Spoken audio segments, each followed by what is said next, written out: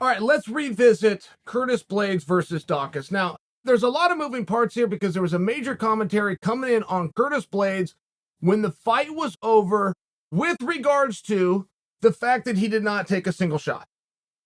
I saw more headlines about this than I did anything else Curtis related. There was even odds that got posted that you'd have made $2,000 for every $100 you bet if you were to bet that Curtis doesn't take a single shot. And it seemed as though this were in the positive. It seemed as though with the things that I read and that I heard that this was a good thing and good for Curtis. So let me just ask you, was it? Are you one of the people that thinks that cool? Because what you're telling me is that you'd rather see a good wrestler box than a good boxer box. Or a good boxer go out there and not use his skills, right? I mean, it's just the phenomenon that I'm speaking to, not the actual skills of Curtis Blaydes. You know I'm Curtis's biggest advocate, and possibly his only. But he does have a national championship in wrestling. That's the same national championship that Kamaru Usman has. It's the same one that Chris Weidman has. It's the same one that Jon Jones has. It's the same one that Dan Henderson has. To put in perspective for you what junior college wrestling is about, it's tough. It's hard to do. Rare company. So somewhere along the way, Curtis gets a knock on him that he's not fun to watch. Now, if you're not fun to watch, you got to go and solve that problem. And from the beginning of time, somebody came out and said that you want to see two guys go stand and bang. That's just a belief. That has started in our sport and that never went away. Nobody takes into account that the biggest draw that the sport's ever had is George St. Pierre, who has never standed and banged it with anybody. It never takes into account that the second biggest draw and the number one anomaly that our sport has ever had is Brock Lesnar, who's never standed and banged it with anybody. The biggest female draw the sport has ever seen is Ronda Rousey, who has never stood and banged with anybody. It's one of these things, but it's still a belief that just won't go away. Let's just take a closer look at it. Is it true? Because if you say that it is, then there's a number of sports that I can guarantee that you've gone and watched. But if I was to point that gun at you and say, well, then certainly you go and watch, you might come back and say no. You do want to watch MMA. You want to see the best in the world. But do you buy into the theory that the best in the world should not use their number one skills? They should defer to something else. Maybe the answer might be yes. I'm just taking a little bit closer look at it. Like there might be something fun about that, about going, look, you got a national champion wrestler in Curtis Blaydes, but he's not going to bring his greatest skills. He's going to take a bigger risk. And so that doesn't only create a risk offensively, it creates the much greater risk defensively, and perhaps I can see him fail. In fact, my biggest chance to see him fail is if he leaves his greatest tool behind. But do you see how weird that got? You probably had a hard time even following what I just said, let alone processing. It's a really interesting concept, but Curtis Blaydes goes out without a single shot, and he gets a knockout. Great, this is just what happened. Daukaus is a tough customer. Daukaus is going to start to get a rap that he's got a weak chin. He does not. He doesn't, not in my opinion. Daukaus can take a heck of a shot.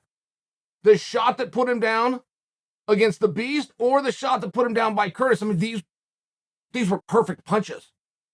Just one of those things. If you want to give Daukaus a hard time just because that's fun, I think you're going to have a hard time doing it. If you want to defend Daukaus, as I'm trying to do, you're probably going to have time looking at his last couple of fights on the internet and just staring at the paper. But it's true. Like, there was really good moments in Daukaus' fight with the Beast as well as with Curtis Blaydes. But Curtis Blaydes comes out on top. Curtis has Stipe in the audience. Now, who you're going to call out is very meaningful. And you're generally never going to get what's called a tee. You're never going to get teed up by the announcer. That's just not the announcer's job.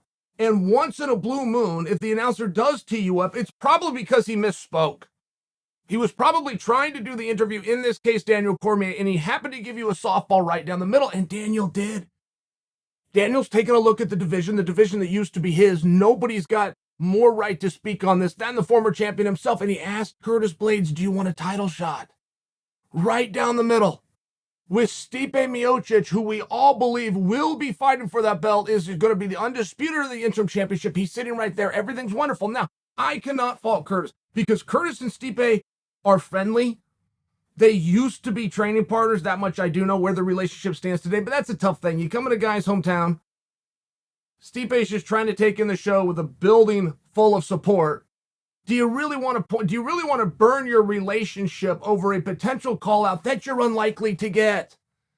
It's extremely important in this sport that when you call for something, you get it. If it's a match that makes no level of sense or doesn't interest you at all, but you feel the wind going in that direction, you are better served to call for it before the headlines come out and tell you that you're doing it anyway. So he kind of passed. Curtis Blaydes, he kind of passed on Stipe. He said something nice to Stipe. He hedged his bet, but he really went after Ciryl Gane. Now that call out bothered a lot of you. A lot of people say, hey man, I don't understand this. In addition, Blaydes was speaking to the question that he was asked by Daniel Cormier in terms of is a title fight next. Blaydes took that part of it and wanted to go after Ciryl for an interim championship. Why would Ciryl be fighting for an interim championship? I'm not challenging the notion on its surface. I'm looking into it. Why would, because he had a close fight with Ngannou? Because he is the most recent interim champion? I just don't know a time in history where a guy can lose in a title fight and then goes on to be in a title fight. It may have happened. You might be able to go to the internet and prove it, but I'm pretty good at this, and I just don't know of one off the top of my head. So why would Ciryl qualify for that? Why would Ciryl be in that spot? Moreover, what does Blaydes expect to get from Ciryl? Now, that is a rhetorical question. Let me answer it for you. What a fighter wants when he calls somebody out, he wants a response. That opponent that you're looking for, make no mistake, is your partner. Not only the night of business when you step in there, every single day trying to capture the headlines every day leading up to, you've got a partner. Ciryl, I've been giving Ciryl a hard time. In all fairness, I come over and pick on the way Ciryl carries out media and or lack thereof. I'm being like a little kid. I just want him to say something. I'm very sincere when I come out and tell you what a bad job that Ciryl has buried his head in the sand, that he did that before the Ngannou fight and he's done it after. That's just a factually correct statement. But that little kid in me that keeps jabbing at Ciryl, I just want him to speak up. There's something about Ciryl, for me, I find interesting. And I need a little bit more of it. And me saying that he doesn't do anything and buries his head in the sand, and you guys have joined me in this, but what are we really doing? We're trying to get him to say something. So when Curtis calls out Ciryl, one for a title shot, which just simply is not going to happen, not to mention one half of the next title fight is sitting there in Stipe. All Stipe needs is a partner who appears to be Jon Jones. So as soon as you pass on that, it's quite a leap to believe that you're going to find yourself in there with yet another guy who's not there, that's not going to give you any kind of response, and that a belt is going to be on the line. It's just a really big leap. I'm not against the whole thing. Not all of it. It's not going to be a title fight, and I think that that's a little bit silly, and you're not going to get anything that you don't ask for.